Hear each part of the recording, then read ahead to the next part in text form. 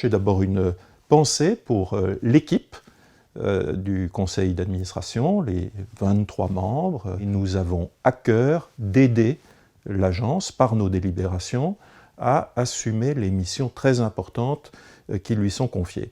Alors bien sûr, il y a ce qui existe déjà qui est solide, l'exploitation par l'ANDRA de 3 centres, dont l'un est fermé, celui de la Manche, mais qu'il faut continuer à suivre avec beaucoup d'attention, beaucoup de précautions, les 2 centres de l'Aube.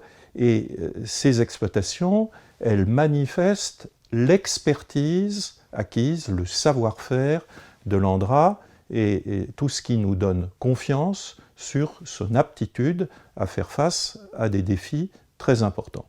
Et puis le défi, évidemment, du jour, c'est Cigéo, que l'ANDRA porte au nom de l'État et pour, je dirais, le bien-être de l'ensemble de nos concitoyens. Alors Cigéo n'est pas aujourd'hui. Cigéo, c'est 20 ans, 30 ans d'études, de réflexion. Mais ce qui est très important aujourd'hui, c'est que Cigéo va devenir, à proprement parler, un projet.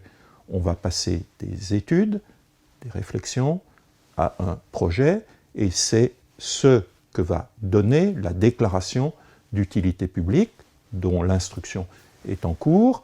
Alors nous ne sommes évidemment pas encore au stade de la construction, il faudra une décision particulière, la décision d'autorisation de construction, qui sera instruite par l'autorité de sûreté nucléaire. Mais voilà, la DUP, c'est une étape extrêmement importante pour ce grand projet d'intérêt national.